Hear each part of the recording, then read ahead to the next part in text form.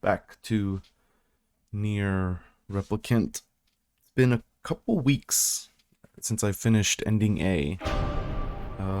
Just kind of felt like taking a short little break from the game. Got ending A done, as you can see. We're gonna load it and see what Route B has in store for us.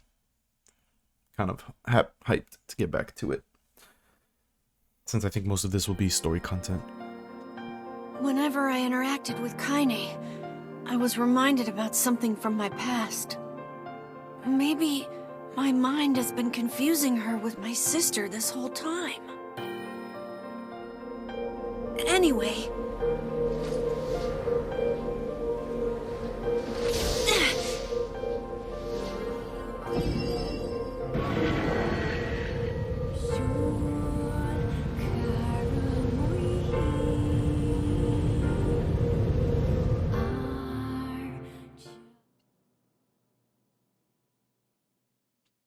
The hell? Kaine's dream discrimination. The sound of rain filled the village. Steep cliffs that surrounded the area magnified sound, causing even the slightest drizzle to rattle like a thunderstorm. Thin wisps of smoke streamed from huts as the villagers huddled in their homes and waited out the rain. A single child, however, had braved the downpour and was now wandering slowly toward the wooden, hawk-shaped weather vane at the center of town. The wanderer reached the vane, which had existed for as long as any could remember, and stared. The child's face was simultaneously delicate and fierce, like a teacup that had survived the shipwreck. Those traits combined with pale white skin to give the face an almost sexless quality. If the beak turns east, I go home. If it stays west, then I... The child blinked. Rain slowly dripped down the young one's short hair and began its long descent to the ground. Come on. Come on! The child felt a slight breeze and watched as the vane slowly creaked to life. Spinning this way and that for a moment, it finally settled with the beak pointing firmly toward the east. East? Really? Before the vane could move again, a jagged rock came spinning and tumbling through the air, striking home against the child's head. The force of the blow dropped the child to the ground as a hail of stones began to fall all around. Oh no, they found me. A heartbreaking smile crept across the child's face as the stones continued their assault. Through the rain, the sound of multiple footsteps grew louder before a voice rang out. Yo-ho, you-hoo? You-hoo, Kaine. The voice belonged to Demo, worst of all the bullies in the area. As Kaine struggled to stand, a final stone came skittering through the mud and bounced against her foot. Blood oozed from a cut above her eye and blurred her vision, but she could make out the shape of Demo and his usual gang of idiots. The boy seems taken aback for a moment by Kaine's seeming indifference to the blood dripping from her face, but quickly regained his bravado. What's up, freak? You like the rain? You like getting all wet? Or did you finally decide to run away from home? Though she knew it was futile, Kaine turned to leave. Before she could get more than a few steps, the other children scrambled to surround her, cruelty burning in their eyes. Kaine knew they were not the only eyes on her. The tormentor's parents watched from the safety of their homes. She was attuned to this sensation. It was one she had experienced many times before. While some villagers simply turned a blind eye to the actions of their children, many encouraged it openly. In a society ruled by superstition and fear, Kaine was something to be hated, and if possible, destroyed. I didn't say you could leave, freak. Demo's words chewed at her like a worm through an apple. He can't hurt me, she lied to herself. Be strong, be brave, he can't hurt me. He can't hurt me, he can't hurt... Oh look, the little freak is gonna cry. What's wrong? Are you sad that everyone hates you and wants you dead? Kaine prayed for the rain to flood down and carry her away from a world that seemed to have no place for her. But if there were gods, they chose to ignore her. As Demo crept ever closer, the clouds began to thin and the rain slowed. Even the weather hates me. I'm useless. A failure. I wish Demo's rock had taken my head off. Kaine couldn't meet Demo's leering gaze. She lowered her eyes and stared at the muddy ground below. The bully moved forward until he was inches away. She could smell the scent of old meat on his breath. The boy grabbed Kaine's face with thick fingers and yanked it upward. She tried to run away, but he forced her gaze back and jammed his thumb against her eyelid to pry it open. Show me. No. Did you just say no? Dino grinned evilly. You don't say no to me. No one says no to me. Not even taking his attention from Kaine, he called to his cohorts, "Come on guys, let's give the freak what she deserves." As soon as Demo finished, kicks and blows began to rain down upon Kaine. Demo paused, still grinning, as Kaine curled into a ball and tried to make the pain stop. "I don't get you, freak. What you acting like a girl for, huh? Everyone knows what you really are." Kaine ignored the question, choosing instead to stare at the weather vane. It continued to point east as if supremely confident about the future it had chosen for her. Go home? Yeah, that's a funny joke for someone with dead parents and no home to go to. "Freak," chanted the children. "Freak, freak, freak."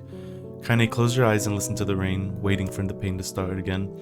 As the clutching hands of the village children closed around her, she bent her mind to the sound of the rain, letting it become her world entirely. The rain fell, but the pain never came. Only when the laughter of her tormentors turned to terrified cries did she dare open a single blood-caked eye. Kaine was shocked to see Demo sprawled on the ground, holding his head and screaming in pain. She could see blood welling from spaces between his fat, twisted fingers.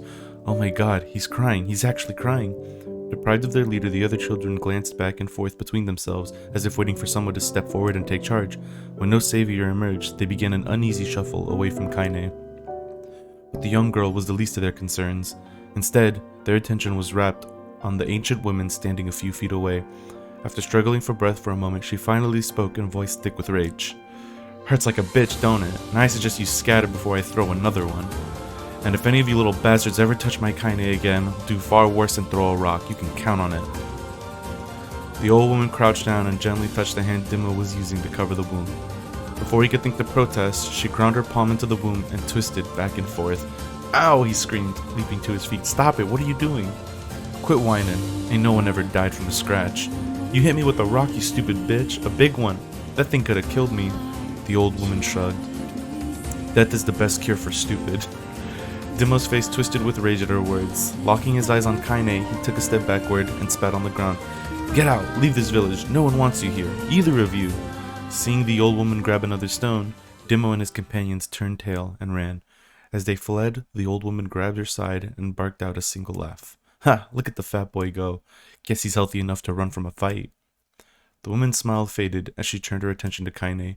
Kneeling down, she removed her shawl and placed it around the young girl's shoulders, then produced a cloth from the folds of her dress and began blotting out the blood on her forehead. "Oh, Kaine," she said, "why didn't you fight back? You're stronger than that lot." The words of her grandmother stung Kaine, and she turned away. "Don't be nice to me," she said. "I don't deserve it. Nothing matters anymore." Her tears, held in check for so long, finally began to fall on the muddy ground below. "Everyone hates me. They think I cause bad things to happen. They think I'm a freak. I wish I was dead." As Kaine's tears turned to sobs, she felt her grandmother's hand on her shoulders. Despite her advanced age and diminutive size, she was a woman of surprising strength, and Kaine found herself unable to turn away. "Don't talk like that, girl. It's a river wide and deep that flows between the realms of this world and the next, and grants no mercy to any that attempt to cross them. You got a duty to fight until your last breath. Understand?" The old woman tightened her grip and tried to still the tremor in her voice. "You know the pain of losing someone close to you, Kaine. You know because you survived it." As the words hit home, Kaine was struck by the force of her love for the old woman. As a young child, she didn't even know of her grandmother, but when her parents died, the woman quickly accepted her as her own. Grandma, as Kaine called her, was cunning, vulgar, and quick to violence, and their first few years together had not been easy. But with each year that passed, Kaine and her grandmother had grown closer. However, it was only now, sitting in the mud with tears and blood caking her face, that Kaine truly understood the depth of her affection. Here was a woman who had seen hard times, who had seen death, who had fought through all these things and somehow emerged on the other side. If anyone could understand Kaine's pain and loneliness, it was her. "Do I make you sick, Grandma?" "Of course not, don't be an ass." Kaine drew her grandmother's moth-eaten shawl around her body and shuddered. "But my body, it's not normal. If I was normal, then Mom and Dad wouldn't—" "Hush!" interrupted Grandma. "I'll not hear another word of this nonsense. You're my granddaughter, and I love you, and if folks have a problem with that, they could just go to hell." With that, the old woman reached out and placed a wreath of dried flowers in Kaine's hair. The skill it took to bend the flowers without breaking the stems or losing a single petal was remarkable, and the beauty of it made Kaine want to cry all over again. "Oh my gosh, these are lunar tears. Grandma, you made this for me?" Lunar tears were legendary flowers. Most people could live their entire lives without ever seeing one, and yet her grandmother had somehow collected a dozen or more. Kaine reached up and touched the wreath as if she couldn't believe it was real. Where did you find these? Just stumbled on them while I was out doing the shopping. The old woman turned away as she spoke, leading Kaine to suspect that the search had been more difficult than she was letting on. The pains she took to construct the ornament, let alone track down the flowers used in its construction, made Kaine's heart hurt. She reached up and gently adjusted the wreath, admiring the way it felt between her fingers. Didn't quite turn out right, said her grandmother as she squinted at it. These old hands have trouble with delicate work, but it sure looks good on a pretty girl like you. Kaine blushed and turned away. You think I'm pretty? Of course you are. What a fool thing to say. Thank you, Grandma. Her grandmother smiled. We're gonna be fine, you and me, she said. Long as we got each other, we'll be just fine. Kaine took her grandmother's hand in hers, and the two of them struggled to their feet. As they began the long walk home, Kaine gripped the hand with all her might, as if trying to stop smoke from drifting away on the wind. The rain had stopped. Kaine stood beneath the weather vane, watching it spin in lazy circles, no longer caring about the direction it faced when it stopped. I don't need to escape. I have a home now. Grandma loves me, and that's enough, even if it's us against the world. Kaine let her gaze drift up past the vane and into the cloudy sky. The last faint hints of a rainbow were slowly fading. As she turned and headed for home, the light scattered into a million particles and vanished, seemingly taken away on the breeze. Kaine's dream, daily life. In the distance, Kaine heard the steady sounds of an axe striking wood. The noise had a purposeful quality to it, as if she was hearing a master woodsman go about his work. Firewood being produced, however, was as far from a work of art as could be. Pieces of every shape and size were being flung about a barren yard with wild abandon. Anyone trying to stack such wood would probably die of frustration before the job was through. Stupid piece of shit axe. Kaine's grandmother flailed away with the axe, filling the air with both splinters of wood and words that would make the most hardened sailors blush. Grandma, called Kaine. That's you, Kaine? Yelled the old woman, taking her eyes off the wood for a moment. Don't get too close, or I might take your goddamn foot off by mistake. She brought the axe down on a piece of wood, sending chips flying in every direction. One spun past Kaine, close enough for her to hear the whistle, at which point she decided to step back. Once she scuttled to a safe distance, she cupped her hands around her mouth and shouted, Grandma, do you need help? I can get you water or lunch or, a new axe or something. The axe, poised to strike another wobbly blow, paused in midair. The old woman considered her granddaughter's offer for a moment, then smiled. Tell you what, since I'm doing such a piss poor job of chopping, why don't you come here and take over so I can get the water? Shades have been restless lately, and I don't want you running into one of them bastards. Relinquishing the axe, her grandmother picked up a long pole with wooden buckets on either end. Gathering water was by far the most difficult of the two jobs. Kaine knew better than to complain. Once Grandma's mind was set, there was no changing it. Kaine did her best to help with chores, but Grandma took every task that required travel to the village. Though she had a long list of plausible excuses, Kaine knew the real reason. She didn't want her granddaughter to be taunted and harassed by the villagers. Once Kaine moved in, Grandma decided to take up residence a good distance from the Eyrie. Out of sight, out of mind seemed to be the best policy when it came to the villagers and her granddaughter, and rare were the days where any but the two of them could be found on the rocky acre of land they called home. Kaine enjoyed the solitude, but harbored a secret resentment that her grandmother was forced to spend her golden years in such a place. After watching her grandmother leave, Kaine turned her attention to the task at hand. She had never chopped wood before in her life, and soon discovered why the old woman hated the chore. Swing after swing of the axe produced only a tiny crack in the wood, and when she finally managed to connect with a solid stroke, the tool embedded itself in the log and refused to budge. Frustrated, Kaine swung the axe around her head and threw it, log and all, across the yard. Damn it! Ugh, crap! She suddenly understood the joy her grandmother felt in a good curse. Happier now, she picked up the axe, forced it from the wood, and resumed chopping. She had a natural skill with the blade, but the task was challenging and blisters soon began to form on her small pink hands. This is tough, and my logs are all weird sizes. Spitting on her palms, ignoring the pain, Kaine redoubled her efforts. Just as she was developing a rhythm, Grandma returned from the village. Settling down her buckets with a small sigh, she took one look at the logs and coughed out a wheezy laugh. Pretty clumsy, girl. You better practice if you... Her grandmother suddenly collapsed to her knees, causing one of the buckets to wobble precariously.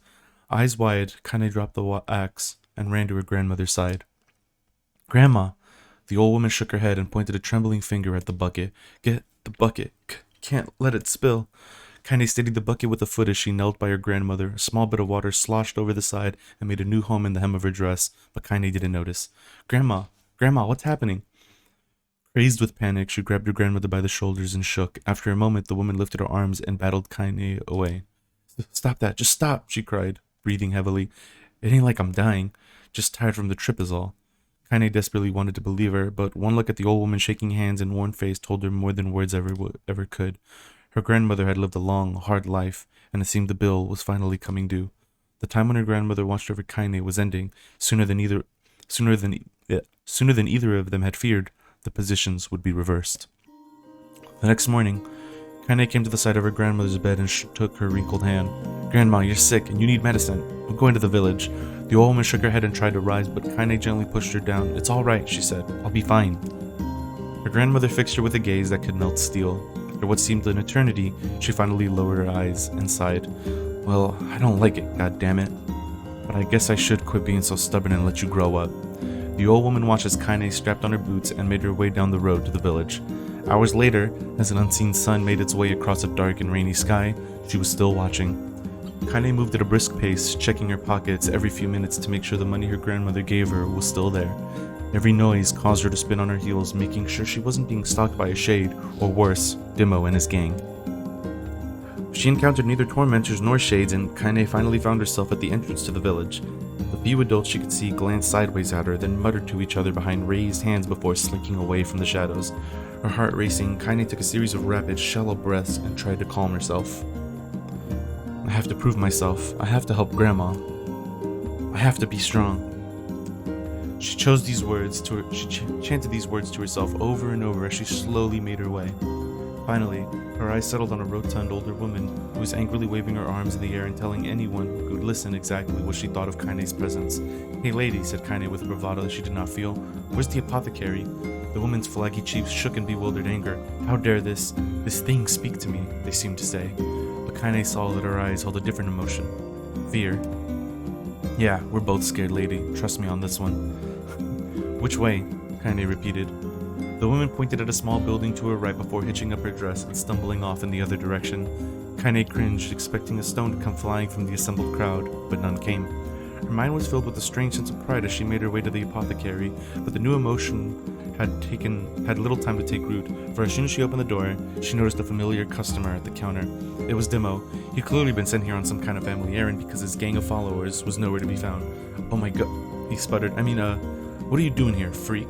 The insult was delivered without force, and Kaine happily ignored it. Stretching on tiptoes to see over the counter, she asked the shopkeeper for the medication.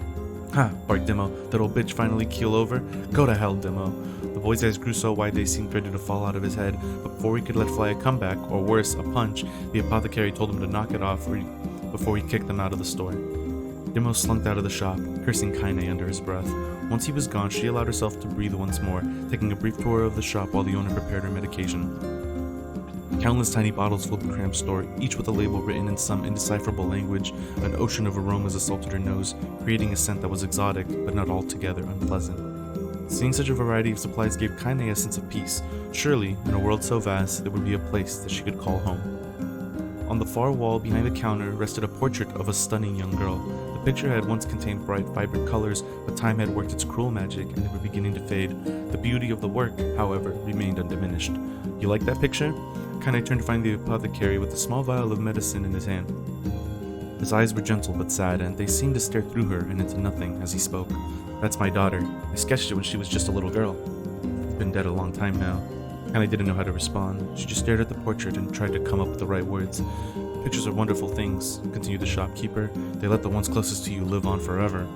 He shook his head slightly, then looked down at Kaine and smiled. Handing her the medicine, he reached into his sizable green apron and produced a handful of old wax crayons. You should have these. There's no one left that I wish to draw. Aww. Kaine took an instinctive step back, causing the shopkeeper's face to darken. Yes, I've heard the rumors about you, he said. It's a small village and word travels quickly. Between you and me, I'm not sure which of them to believe, but I also don't think they matter much. I know your grandmother, Callie, and I think the way she was driven out of this town is just deplorable. Grandma's name is Callie? Thought Kaine suddenly. She was still mulling this new fact over in her mind as she reached out and gently took the crayons from the apothecary's hands. Your grandmother is an old friend of mine, he said as Kaine scooted away yet again, and I owe her much. I wager she would like it if you drew a picture of her. Yes, I think she would like that very much. Kaine murmured a quiet agreement, but inside her heart was bursting. Never before had a village treated her with anything but complete contempt. It was a tiny, almost imperceptible step, but it was a step nonetheless, and with enough tiny steps, she might one day discover the rest of the world. When Kaine returned home, she found her grandmother asleep in her bed. Her feet were blackened and raw, even bleeding a bit in places, leading Kaine to think that she had been pacing around the room until exhaustion finally caught up with her. She placed the medicine in her grandma's pillow and turned to leave, but found the old woman's hand clasped around her arm. "Back already, are you?" asked her grandmother with a yawn. "Come here, let me have a look at you." Grandma sat up and examined Kaine from head to toe, finally satisfied that nothing terrible had befallen her grandchild. She leaned back and allowed herself to relax. "Well, how was it? Those bastards give you any trouble?" "It was kind of fun," said Kaine with a small smile. "No, seriously, it was." "Fun, huh?"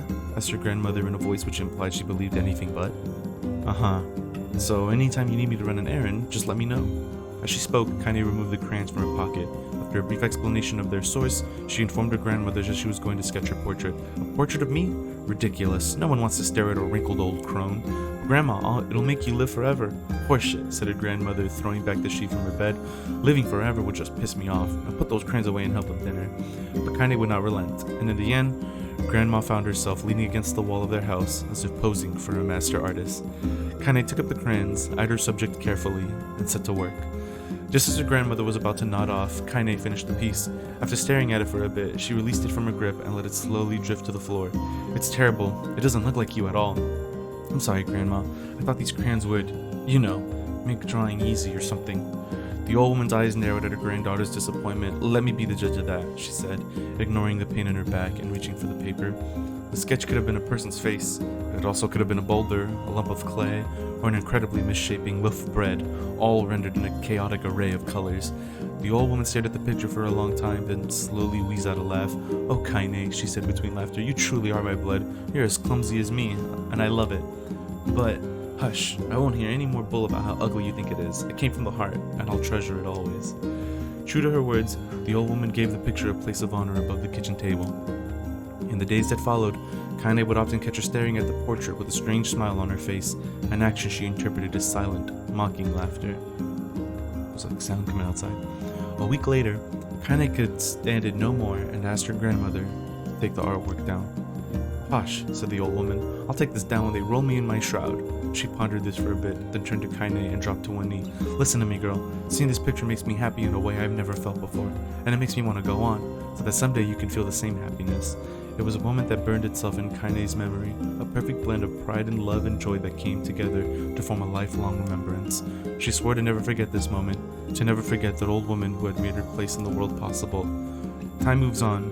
People and memories move in and out of life like ghosts passing through a hall.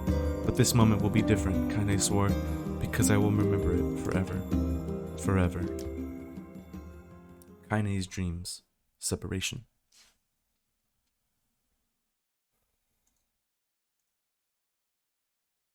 Okay. Kaine listened to the sound of crackling firewood and stared at the black object on her plate. She'd been pushing it around the wooden desk for a good 10 minutes, ignoring the bemused stare of her grandmother.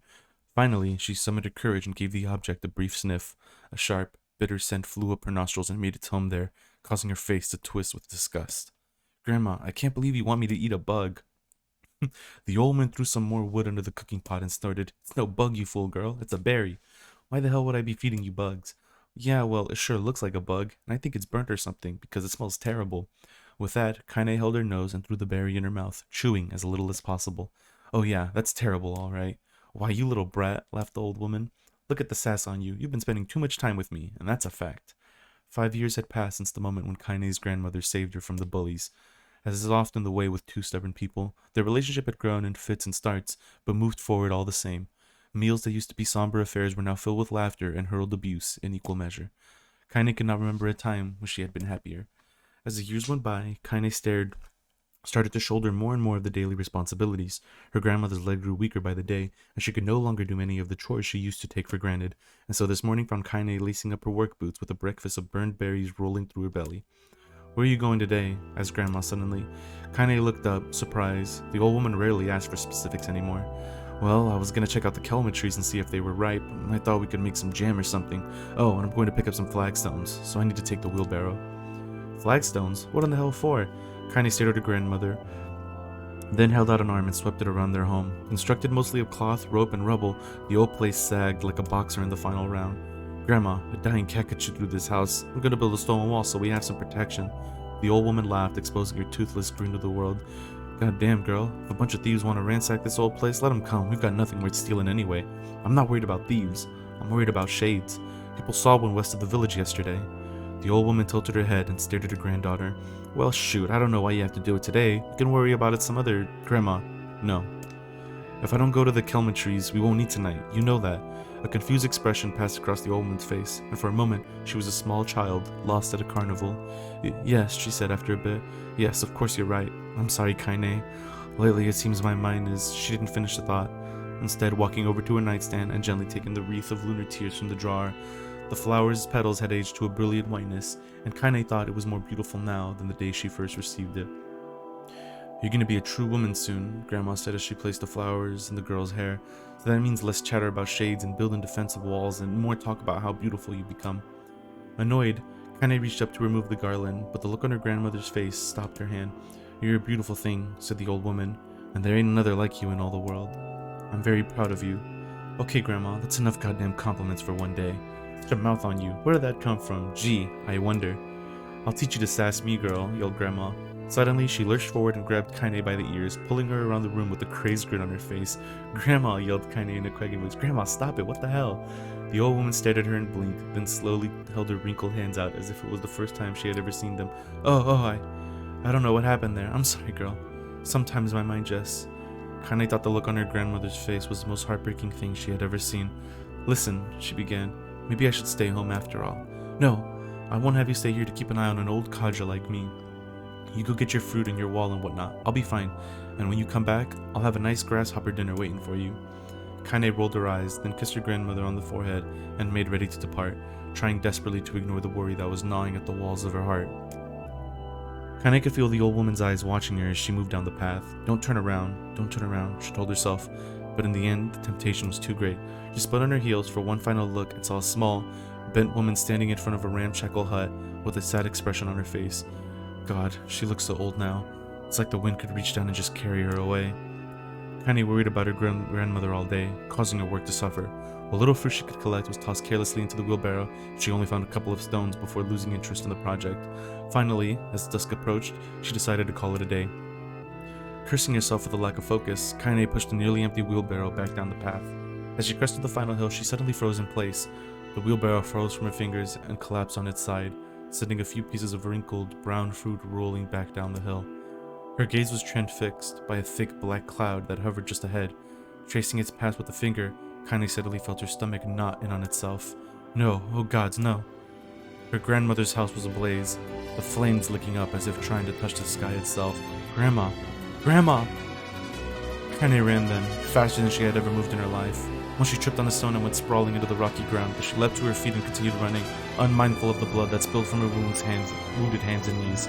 As she got closer and closer, Kaine's man began to race in time with her footfalls. It's too dark. It's too dark. Not just fire. Can't be fire. Too much smoke. Gotta save her. Gotta save her. She burst into the front yard and came to a sudden halt. Her worst suspicions confirmed. The smoke from the fire was mingling with the thick, inky blackness of an enormous shade. The massive creature supported itself on 3 twisted feet, and achieved balance through means of a large armored tail. Scales, horns, and claws sprouted from its body in a random, chaotic pattern, giving it the appearance of a lizard designed by some insane god. Seeing Kaine let out a roar and flicked its tail, sending small whirlwinds spinning around the yard. For a moment, the creature retreated into a shimmering, inky blackness, as if her mind was unable to comprehend that such a thing could actually exist. But then the smell hit her, a blend of rotted meat and excrement, and the horror became real once more. The creature bellowed again, and this time Kaine responded with a scream of her own. All right, you bastard, she thought as her scream echoed off the high cliffs around them. It's you or me, let's go. The shade eyed Kaine with bemused interest. Then it began looking from her to the house and back again, as if urging her to look at the destruction it had so gleefully wrought. With dread building in her heart, Kaine glanced toward the house. Through the smoke and flames, she spotted a small figure struggling to escape the ruins. Grandma! At the sound of her voice, the old woman began waving frantically. She's alive, thought Kaine, alive! Kaine's legs sprang to life as she raced across the yard toward the flaming wreckage of the house. Before she could advance more than a few steps, the shade opened its mouth and let out a roar powerful enough to uproot trees and send them flying. The blast sent Kaine tumbling through the air before smashing her against the rocky earth. Stars danced in front of her eyes as she tried to remember how her legs worked. Get up! Get up! Get up! Get up! Get up! Get up! Get out! As Kaine struggled to her feet, the shade stomped toward the house and pinned her grandmother to the ground with the tip of the claw. The old woman struggled to move the claw from her stomach, but she might well have been pushing a mountain. She coughed briefly, sending a small spray of blood into the air, and collapsed to the ground, her energy spent. Kaine lurched to her feet only to fall back to earth with a gasp. Her ankles were on fire. One or both of them were surely broken. Ignoring the pain that screamed through her body, she began dragging herself across the ground, leaving a drunken trail of dust and blood in her wake. Grandma, hold on. Just a little longer. Her grandma's face was turning blue. Her eyes rolled back until only the whites were exposed. Kaine pulled herself across the ground with maddening slowness, the distance seeming to increase with every second that passed. The shade glanced between the two women and flicked out its tongue. Its giant mouth turned up at the corners. Short, panting breaths belched from somewhere deep inside its core. Bastard, laughing at us. She had no idea how such a mindless creature could experience emotion. There could be no doubt the shade was taking joy in their suffering. Yeah, I see your plan. The shade moved its claws slightly, allowing Grandma to breathe again. It was clearly keeping her alive, only to snuff out her life when Kaine was close enough to touch her. I'm gonna kill this bastard. Summoning all her strength, Kaine rose to her feet. There was a sickening snap from her right ankle as the foot twisted backward, but she forced it from her mind and began to hobble toward the monster. Pulling a small knife from the pouch at her waist, she leapt on the foot that pinned her grandmother and plunged the weapon deep. Give her back. Give her back to me. It was like stabbing a rock. After a few swipes, the knife broke at the hilt with a dull snap. The shade panted, laughed at her again, then raised its tail and sent it rushing through the air toward the young girl that was latched to its foot. Kaine never had a chance. The tail struck her square in the chest and sent her crashing into the burning wreckage of the home. As she lay on the ground with blood pouring from multiple wounds, a small, weak voice spoke up. Kaine. Kaine's vision blurred, but she'd forced herself to focus on the sound. Finally, her eyes cleared enough to make out her grandmother's hands reaching out to her through the smoke. Grandma? Kaine, you gotta run. You can't. Best this one. Kaine grabbed the hands and held on with all her strength. Grandma, come on, we have to go. The old woman coughed loudly. One of her hands, slick with blood, slipped from Kaine's grasp and thumped to the ground below. Grandma, no, no! I said run, goddammit. You have to live. You have to get through. The thought would stay forever unfinished. Before she could say another word, the shade's claw's foot descended, smashing through the remains of the roof and down upon the shattered figure of the old woman. Blood oozed from gaps in the creature's toes as a terrible, putrid smell assaulted Kaine's nose once again. She stared at the foot, dumbfounded, convinced that what she was seeing could not possibly be real. When the creature finally lifted its appendage, all that remained underneath was a twisted, unrecognizable mass of rubble and red. Her grandmother was gone. Kaine blinked, trying to feel the hands which had been in hers just a moment before. For a fleeting instant, she could remember the warmth of that embrace, the trembling of the fingers, but then the sensation drifted away on the breeze and was gone. Memories flashed through Kaine's mind, one after the other, faster and faster, until they became a meaningless jangle of noise. Kaine screamed then, a thunderous sound that echoed off the cliffs and seemed to roll away forever. The shade eased forward, black ichor pouring from its mouth and dissolving into smoke on the ground below. The earth shook with every step as it crept toward its prey. Kaine's body slowly rose as if controlled by a mad puppet master. Her arms and legs were bent in impossible angers. Her head lolled dangerously to the side, yet somehow she managed to stand. Staring at the shade, her eyes began to glow with a deep red fire. The creature so confident just moments before took a slow, hesitant step backwards, trying to discern if this broken human could possibly pose a threat. Kaine seized the moment. Laughing like a madwoman, she leapt into the air and plunged the shattered hilt of her knife deep into the leg of the shade. The shade took Kaine off like a fly. Shook Kaine off like a fly, setting her crashing to the earth once again. Her chest rose and fell slowly as if a great weight were resting on it. Moist sounds of pain echoed through her mind. Something warm and thick oozed from her ears. Is that blood? I think it is. I think I'm bleeding to death. No, can't die. Grandma told me to live. Deep inside Kaine's mind, something finally broke. The sound, the pain, the smoke and flames, all of it faded away until all that remained was a single incantation repeated over and over again. Kill it. Kill him. Kill it. Kill it. Kill it. Kill it. Kill it. Kill it. Kill it. Kill it. Kill it. Kill it. Kill it. Kill it. Yeah. As a spark that was Kaine slowly began to flicker and die, she felt her desire to kill and her desire to live blend into one. The distance between heartbeats grew longer and longer and longer.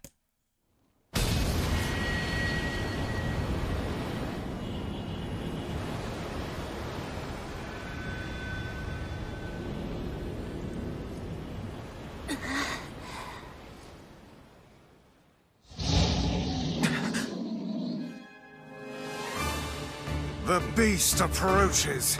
Oh, I know.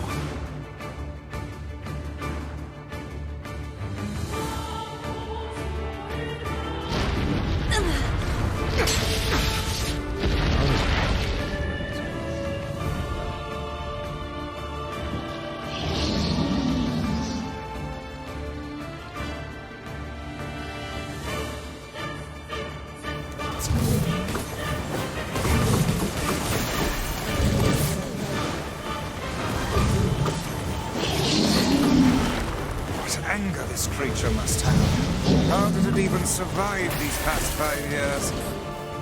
I'm not gonna let this happen again. It dies today. My sword is lighter. It's not the blade, but the skill of the user. Strike it down.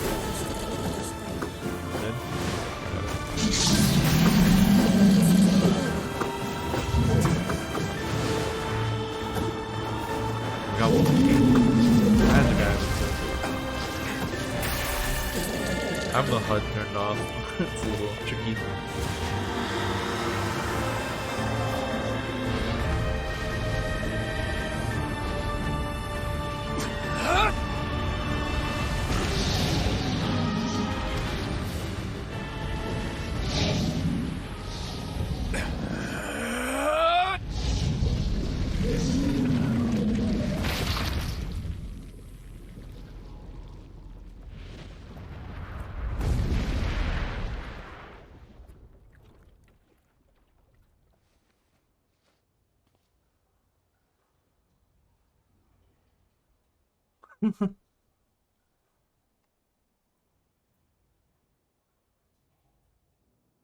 More dreams. Kaine's dream encounter. Gently, weakly, softly, the shade, sure that its tormentor was dead, turned and stomped off toward the horizon, stopping along the way to bellow one final roar. Couldn't kill it. Shamed beyond imagining, Kaine tried to turn her head to the side, but only succeeded in coughing up a huge gout of blood. It was getting difficult to see, and only after a moment of fierce concentration did she realize that her left eye was gone. Laughing to herself, she turned her remaining eye to the ruins of her home and noticed a ragged stump of arm resting a few feet away. Yeah, that's mine, she thought with a mad giggle. This is gonna make clapping a real bitch. Ha! Cried a sudden voice from the depths of her mind. Finally gonna die, are you? Well, you had it coming. Go to hell, Demo, she thought at the unseen assailant. Go to hell before I pluck out your eyes and feed them to a dog. The voice of her childhood terror evaporated into smoke, only to be replaced by another, more recent voice.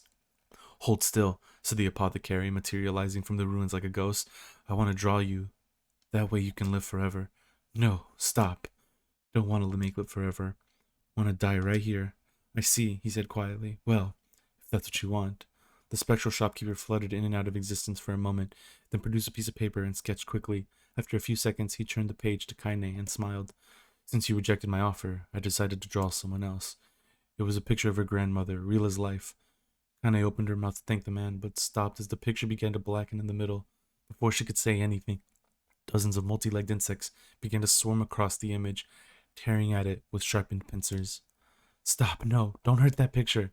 Kaine reached out with her remaining arm and waved futilely at the air. To her surprise, the insects fell off the picture and into the ground below, where they vanished into tiny black tendrils of smoke.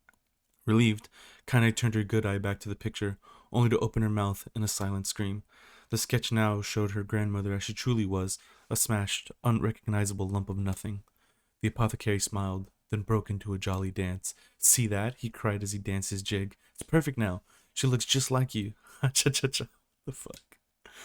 I look like that? Oh god, I'm gonna die. I'm gonna die. Drowning in despair, Kaine laid her head back in the mud and smoke of her ruined house and waited for the end to come. But just before she let everything go, an unfamiliar voice began whispering in her ear. Ain't you got a wish, sunshine? The voice was vulgar and fierce at the same time, as if insanity had somehow found a way to take form. Kaine wanted to scream as the voice crawled under her skin, but her lungs refused to work. You know, a wish, like a prayer or something? Why don't you get on your knees and start praying to heaven? Please, invisible man of the sky, save me, save me. Kahaha. Kaine finally resorted to shouting at the voice with her mind. I don't make wishes, they don't come true for me. I'm a curse, a freak. I should be left to die. The other voice boomed in her ears. Oh god, you are the best. Kaine glanced down and saw a black, shiny substance oozing from her legs. She tried to brush it away, but her remaining arm would no longer respond. The substance slowly crept around her feet and then began moving up toward the rest of her body. Is this death? Is this what it's like? Or is my mind just losing it? She could feel the slime oozing upward, feel the hot, searing pain it left in its wake. Whatever else might be happening, she was still alive, and this was real. Come on, said the voice, let it go. Kaine tried to ignore the voice and concentrate on the pain, but the newcomer would have none of it. Don't ignore me, sunshine. You're ready to give up, ready to die, so why not let me have it? Have what? Your body. Come on, give it to me. Give it to me. I want to stand on the ground, feel the rain, taste the wind. The voice paused as if licking its lips. When it resumed, it was filled with mad, unabated joy. And I want to take your hands and use them to choke the goddamn life out of people. I want to tear out their throats and bathe in the blood, just like before. In response, Kaine shifted her head and vomited. The warmth of it crept down on her front and mingled with the pain of the encroaching black ooze. Are you a shade? Haha, yeah, maybe. What of it? The slime reached her face, crept up past her nose, and slowly oozed into the socket of her missing eye. The moment it touched her brain, Kaine was struck by the most powerful sensation she'd ever felt in her life. It was ecstasy. She wanted to scream with delight, but all she could manage was a small, whispered moan. Feels good, don't it? Asked the voice with a chuckle. Yeah, what can I say? I know how to please the ladies. Now give me that body. Come on, give me the body and I'll give you more of this feeling. It's a fair trade. A black lump began to protrude from Kaine's side. As she watched, it grew longer and thicker, eventually taking the form of her missing arm. I can see better, she thought. My eye must be growing back too. The slime reached up to envelop the rest of her face, but she managed to brush it away. Stop, she whispered, marveling at how she had regained her voice. Stop. The black ooze hesitated as if considering this request, then quickly shimmered down her body before disappearing in a cloud of smoke. Ah, what the hell, sunshine? We had a deal. I thought you wanted to die. Grandma said.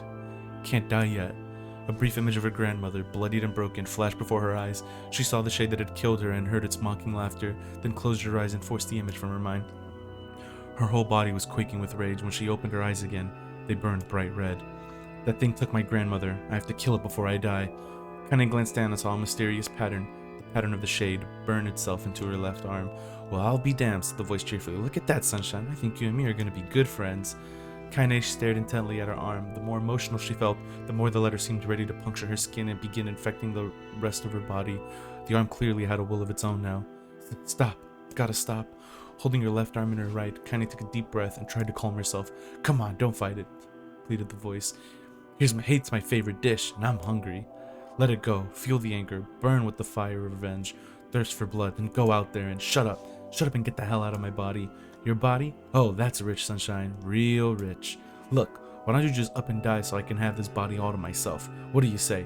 I bet those buddies of yours in the area would love to see you dead. Kaine grabbed a nearby shard of glass and tried to saw off the shade-infected portion of her side. Before she could, her darkened left arm grabbed her right wrist, crushing it. Kaine screamed and dropped the shard as the sound of bone crunching on bone filled the air. Stupid idiot girl. You're possessed now, sunshine, and there ain't no going back. The voice laughed again, a loud, long wail that seemed to go on without end. Possessed, whispered Kaine. Yeah, possessed. You and me. We got what you might call a timeshare arrangement. Remember how folks used to think you were a freak? Well, wait till they get a load of you now.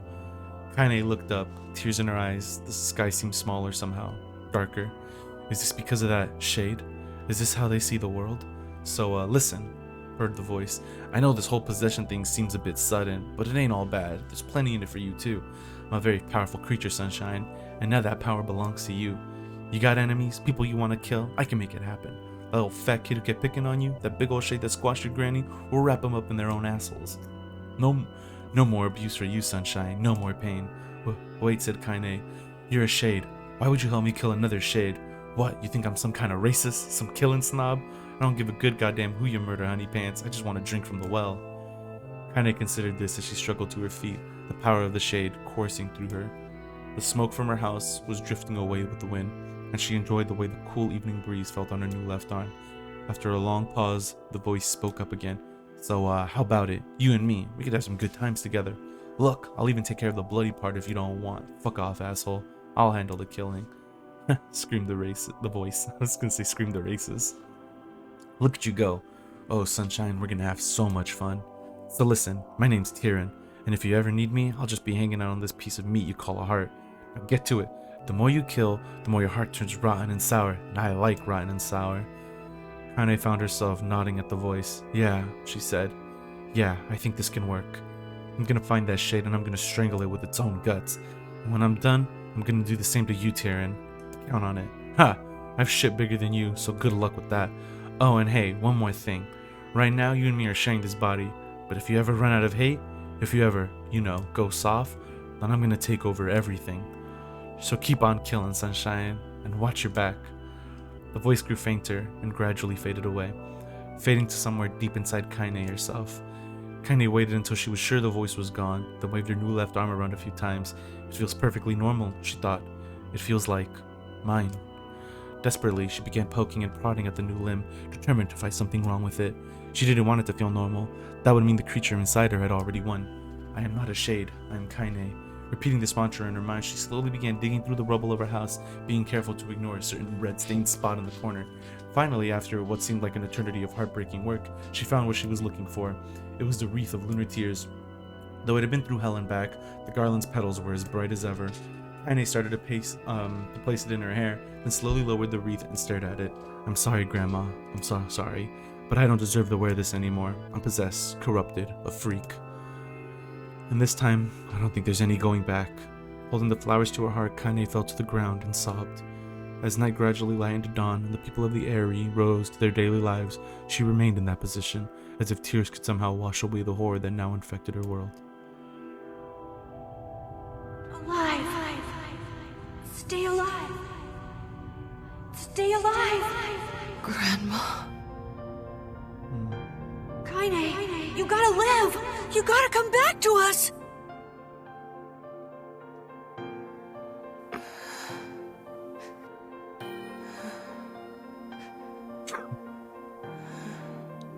Oh, hey.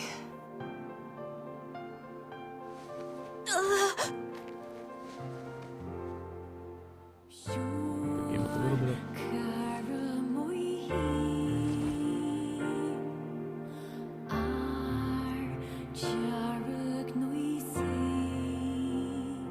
Emil, you were the one calling me, weren't you? You still recognize me? Of course. I knew you right away. Thank you, Kaine. Welcome back, Kaine. Wow, you grew up. So, how long has it been? 5 years.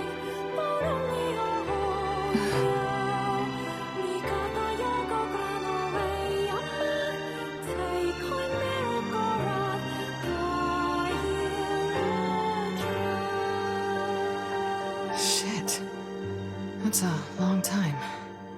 Any luck with Yona? We are still no closer to finding her. We need a way to locate the Shadow Lord. By the way, this is for you. Is that a lunar tear? It's not as good as your grandmother's, but I tried. No, it's great. Thank you. Yeah, this is even more emotional the second time. Kaine waking from her long petrified sleep. Emil's unflagging kindness. Our reunion was a happy one, and we let it wash over us like rain. That is, until Devila and Popola had to go and ruin it all.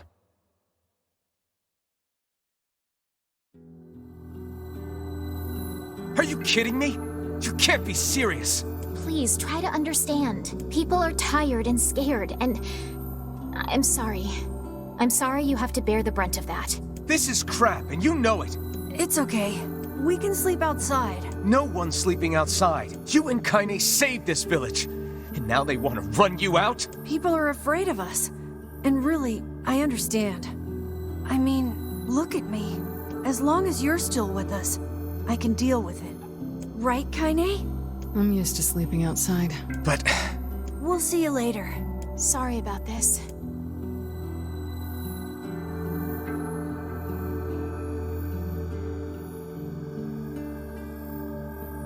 What is the matter? Kaine always sleeps outside. I never thought about that until just now. Never even occurred to me. Damn it. We should turn in.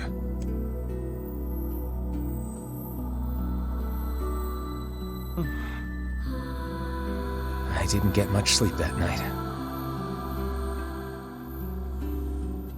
For the first time in my life, I hated Devila.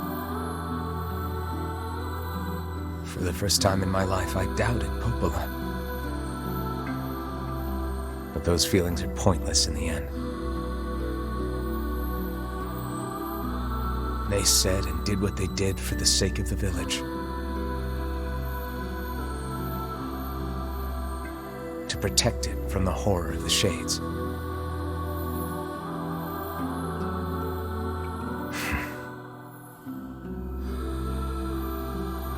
Really, how can I blame Devila and Popola? In the end, I'm just as bad. Because I never once stopped to think about Kaine and Emil's situation myself. Such a great time to start that second playthrough, because that, like, I guess it kind of comes off jarring the first playthrough, but it's like perfect for the second. Like, that's gonna be like the whole point after this, so it's like wonderful. This is a new scene. I should apologize to Kaine and Emil, but what good would that even do? I got a fire going, Kaine. Wait, is that... Oh no, what? Campfires are weird, aren't they? This is a new scene. Ah! I'm so happy to get to talk to you again, Kaine. Yeah, me too. I tried everything I could think of to save you, you know. I polished you with a special cloth. I poured warm water over you. Wait, you poured water on me? Yeah, but it didn't really do much except make you all shiny. Hey, Emil. Thanks for saving me. I guess you noticed how I look different now. I'm sorry, Emil. I'm sorry for all of it. Well, I mean, this new form isn't all bad, you know? At least I can look at you when we talk, right? Hey, so why don't you tell me something about yourself? I'm not very interesting. Sorry. Come on, I just want to know you better. Please? Fine. This all happened when I was a kid. Before the whole shade possession thing. My body is... different. And when the villagers found out about it, they started treating me like a freak. But one person, my grandmother, accepted me just as I was. No matter how bad things got. She gave me the strength to keep going. She's really special to you, huh? Yeah. Oh, hey! That gives me an idea. Since we cured your petrification, we should start looking for a way to cure your possession in my body. I know we can do it if we all work together. Heck, it'll probably be super easy. Let me guess. More warm water? Okay, can we just forget I told you about that? Oh, I love that.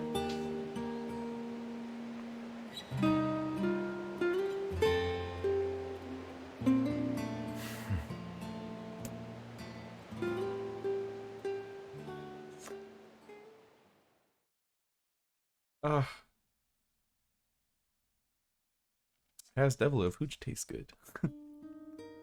That's, oh man. Sleep well? Sure.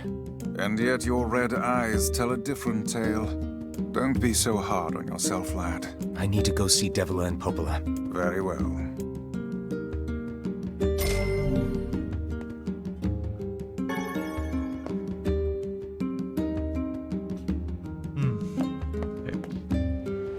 Okay, here's the real sad part though, is this...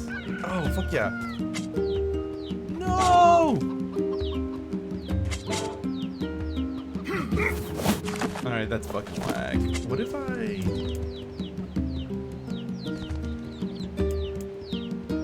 Okay, I know what I'm gonna do. I might make a new save, actually. Please tell me I have it. Oh, I don't. I really don't. I don't think I do. This is sad. Y'all have no idea. how, like...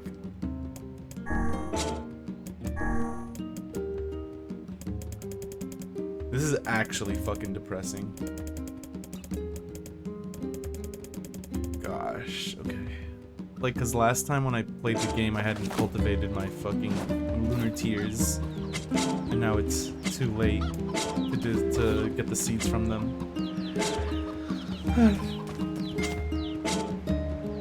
That's a shame. It's a real shame. I'll make a new seed. I think so. This is like the last save before the ending. I don't know. I'll just overgo this one.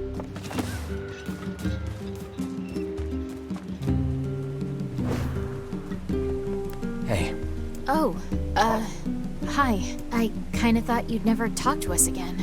I understand you're doing this for the village, and that you don't have a choice. Pretty much, yeah. But look, why don't you go talk to Popola? I think she wanted to discuss the Shadow Lord with you. I'm headed there next. Oh, and Devila? Yeah? Sorry about yesterday. I shouldn't have lost my temper like that. You don't need to apologize. Anyone would be upset when their friends are hurting. Let Emil and Kaine know that we're sorry, alright? All right.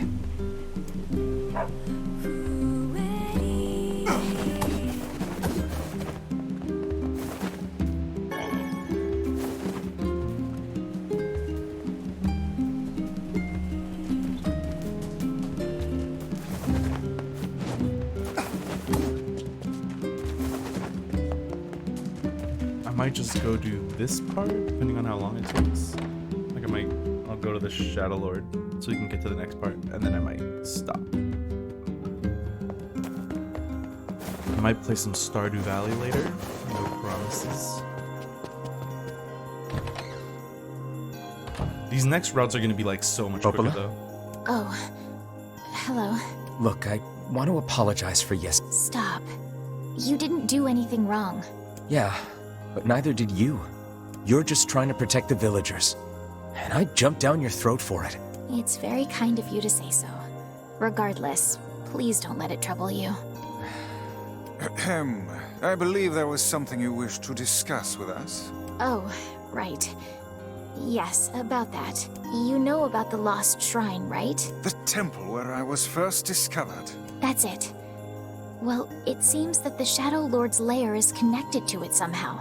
Oh, it was right under our pages the whole time. But the bridge that leads there is unusable.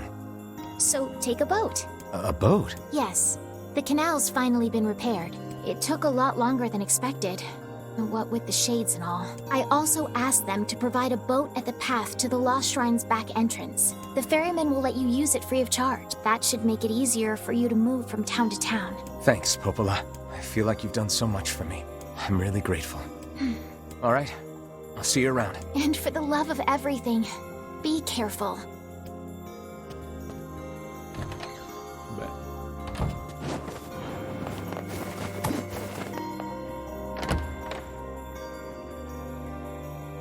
Whenever I read a letter from Christian, I really feel like I need to see him again. I really do wish Yona was a bit more present in the first half of the Path game. above the entrance to the shopping district should lead to the boat landing. I wonder who that How was. excellent to know the canal is finished.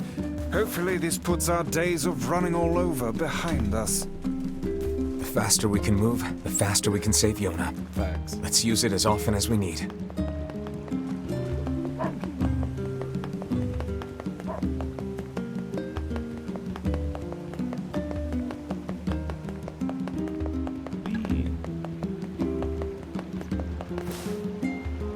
Hey, look who it is! Remember me? That red bag. Hey. Sure fucking had. guy. Apparently I did a pretty good job. Oh yeah, huh? Thanks. Anyway, He ain't saying that.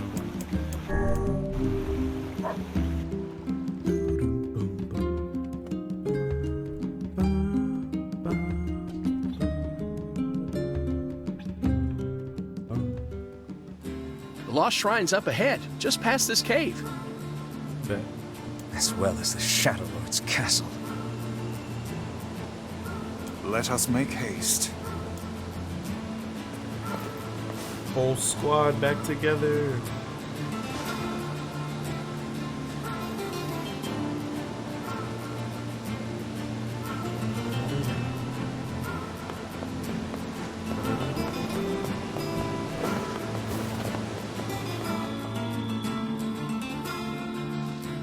Got a letter from Emil. He said Priestess is super strong and really, really cool. Oh. Hansel. His name's Gretel. I'm gonna read these out loud. What do you want? Go away, dirty defective swine. I'm not like you. I'm different.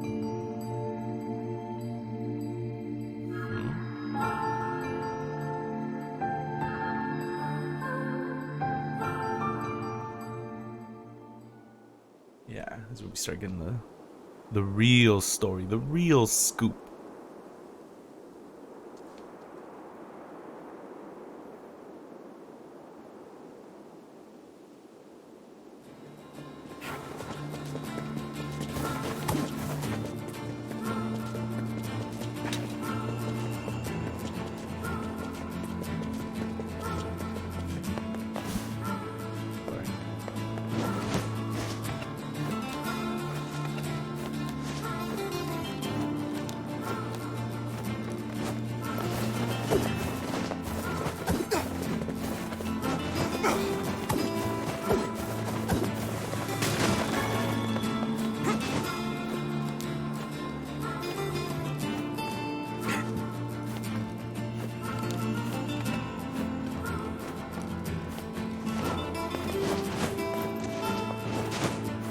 Moving on up.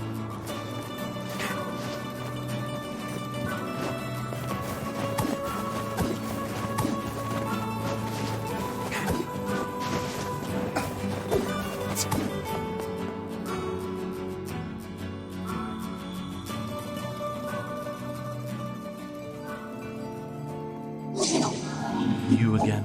Stop bothering me. Grimoire Vice has been taken away. Hansel is dead. There's no reason for me to exist anymore. My life is over. Just leave me alone.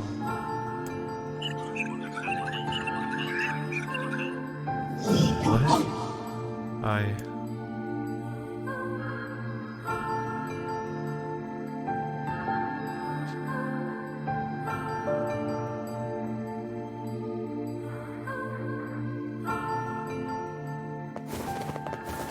Ain't you excited, sunshine?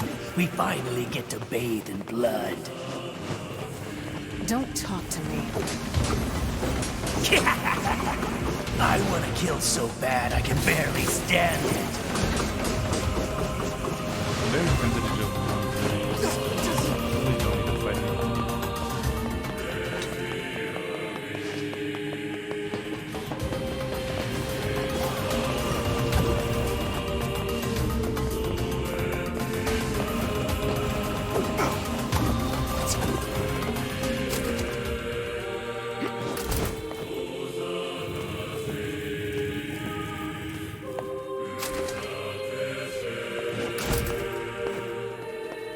Really making me run through these puzzles again, huh?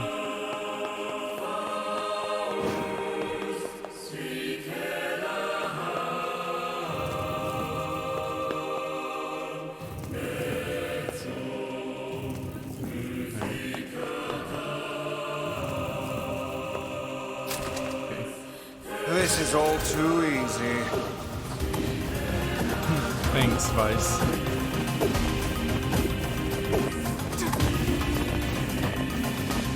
Okay, wait, I definitely saw like a speedrun tactic for this. Should I give it a shot? Fuck it. Ah, I think that was close.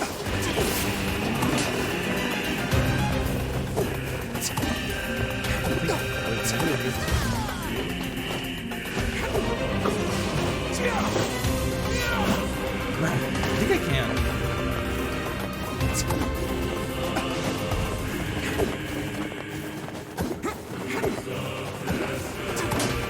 Leave me alone.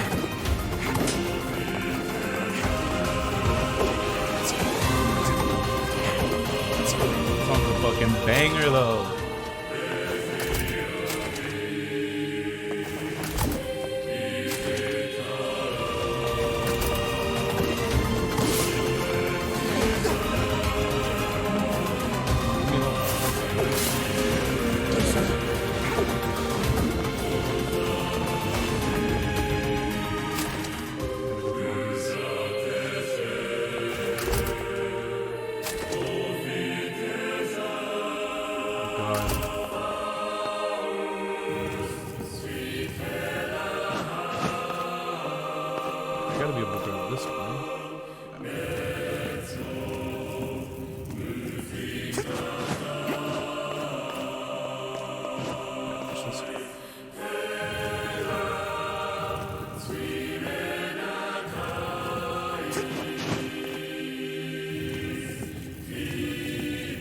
Should work.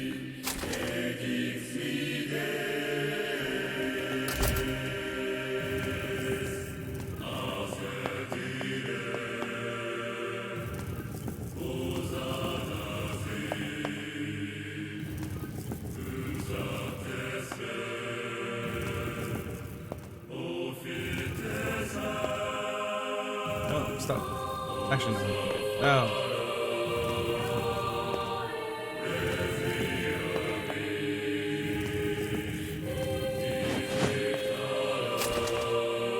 I'm sure there's like a quicker way to do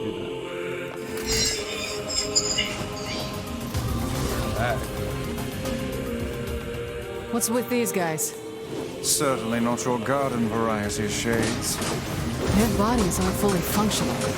Say, I've heard of this. A cursed area where incomplete shades gather. Interesting.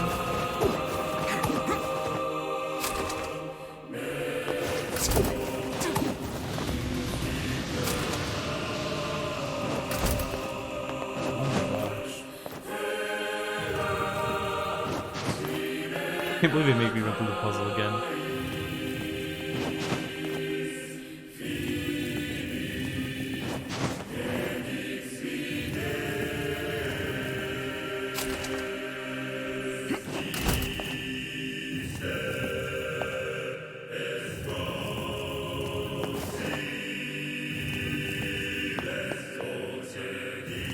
Boom. Problem solved.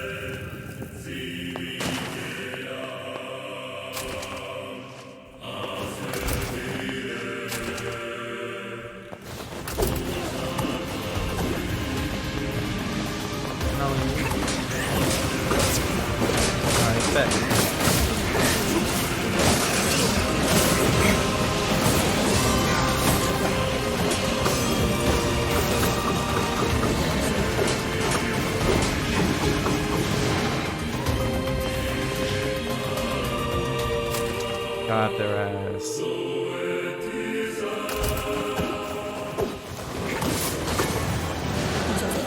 Holy shit, we're way too powerful.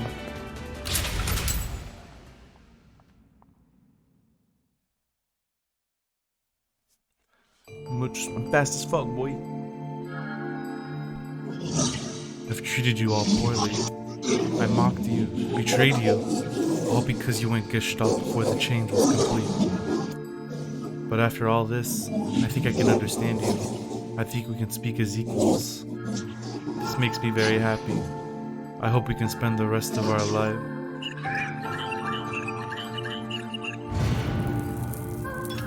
What was that?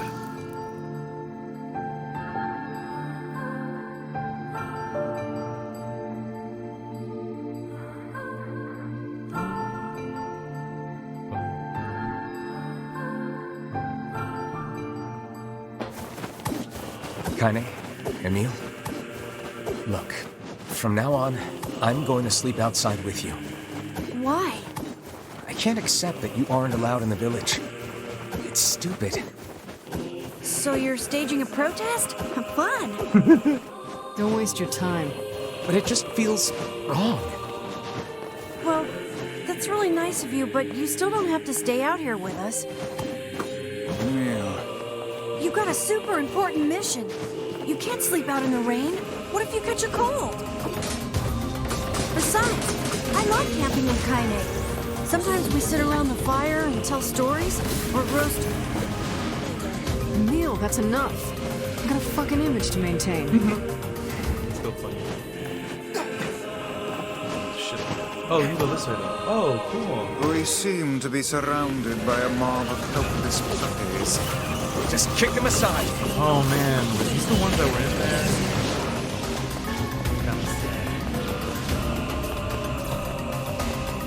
Like that's the thing, your second playthrough, you really don't want to fight anything.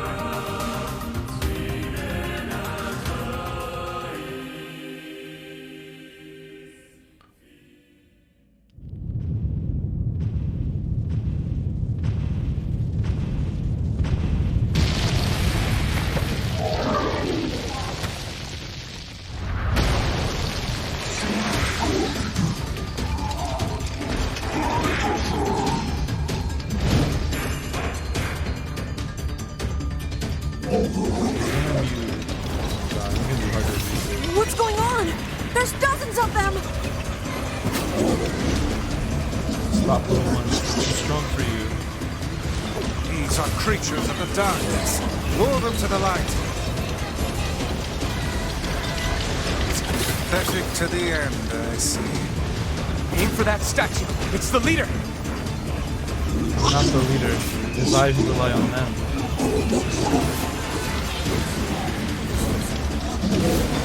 It is they who save me.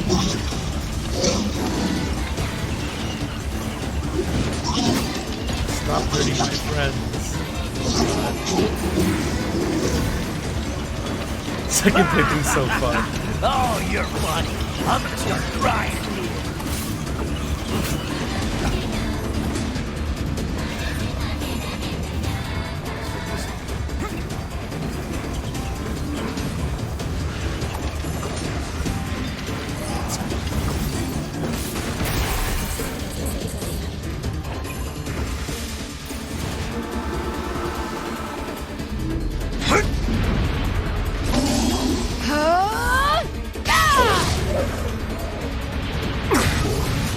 Just beating his ass.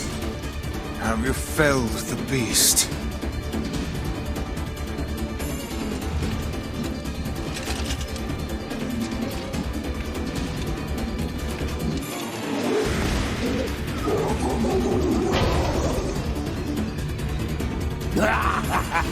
This is one stubborn son of a bitch. Damn it, damn it, damn it! Hey there, Sunshine. You ain't feeling bad this week, are ya? Ain't no turning back now. You got a lust for blood. Embrace the slaughter. All we know is the thrill of battle. Ain't that right, Kaine? I became a fucking spitting stop out here.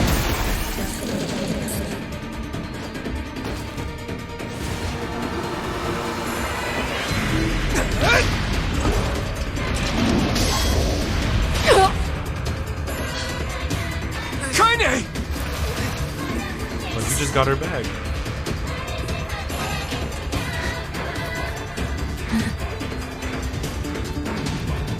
Oh, you're kidding me!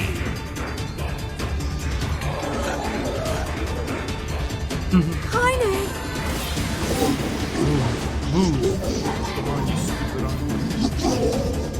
Sorry. Is he gonna say more? We're incomplete, but our friends make us whole. Jesus.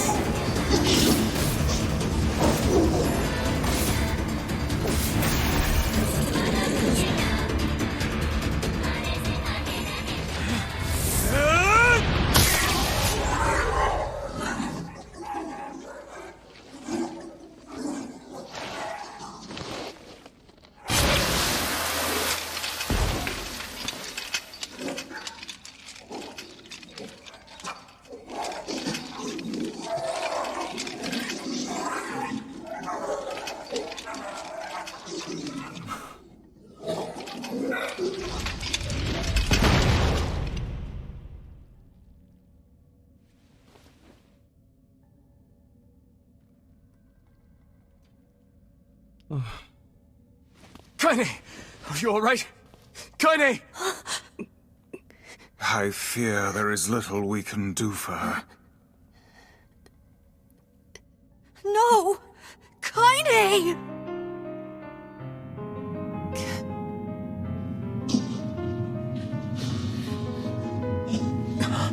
What is happening? It's all over for you, Sunshine. Kaine! Kaine!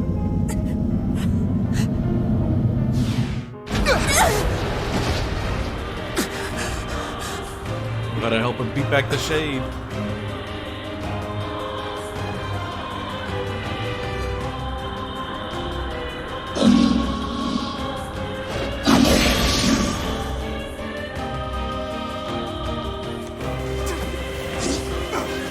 It's Kaine's shade! With no other choice, we must strike it down. Kaine! Come back! Don't worry. We'll fuck him up. Jesus. Game's too easy. Oh dear.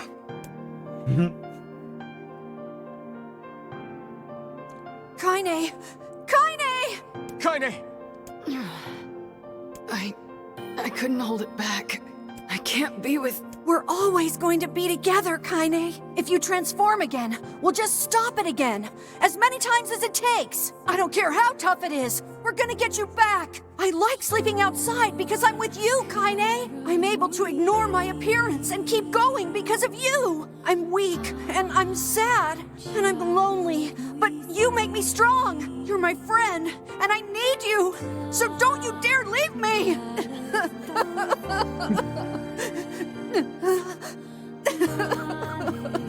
All right. Stop crying. And thanks. I'm all right.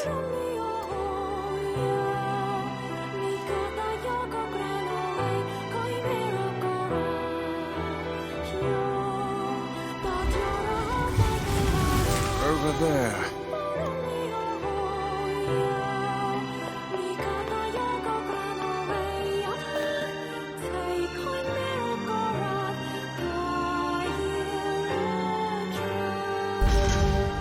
Contained a mysterious stone fragment. And what is this, hmm? Beats me. It's got some kind of writing on it, but I don't know what it says. How remarkably useless of you. Well, let's go ask Popola.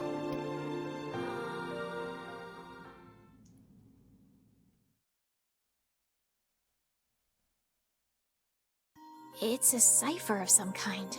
Can you determine its meaning? I think this is the key to unlocking the Shadow Lord's castle. Here, take a look at this. I wrote down all the words I can understand. This fragment is called the Stone Guardian. Given that you found it in the Lost Shrine, the words must mean something. There are spaces here for 4 other fragments as well. Sacrifice, the Law of Robotics, the Memory Tree, Loyal Cerberus. The Law of Robotics probably refers to the Junk Heap, and the Memory Tree might be the Forest of Myth. But as for Sacrifice and Loyal Cerberus, I don't have a clue. Not a problem. If we want to fill in the words, we just run around the world killing every big monster we find, right? Oh, splendid. By all means, let us undertake a murderous rampage. They're just shades. Besides, it's the only way to reach the Shadow Lord. It's a dangerous task. Yeah, well, Yona's in even more danger. But how can you even be sure that she's... Because she is! Right? The Junk Heap and the Forest of Myth, yeah? I'm on my way. Please be careful.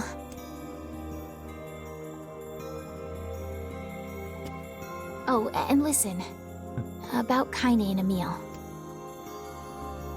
The villagers know how much they've sacrificed, and they're thankful. It's just... they're scared, you know? People can't change overnight. I'll hurry them along the best I can. But can you please give them a little more time? I'll try.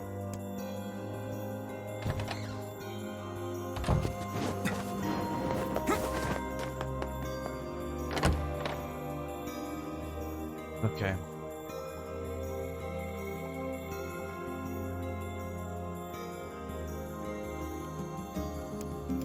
We'll head for the Junk Heap. Popola said we might be able to find a key fragment in the Junk Heap. Perhaps we can find a clue at Two Brothers' weaponry. But we will save that for next time. Now we shall save. 43 hours. Probably got a bit more. Especially, I'm once again gonna be doing a lot of the farming off stream just to... There's not much left. There really isn't much left. But there is still some to do. Mostly eagle eggs, I think, and then just getting the remaining weapons. But after that, we're good. So, thanks for tuning in, and probably need to change my schedule because my schedule has shifted quite a bit, and probably not going to be streaming the hours that I have set up there. But keep your notifications on or whatever, and tune in, because we're going to come back to this and finally finish it, hopefully this upcoming month. Alright, Peace out and have a good day.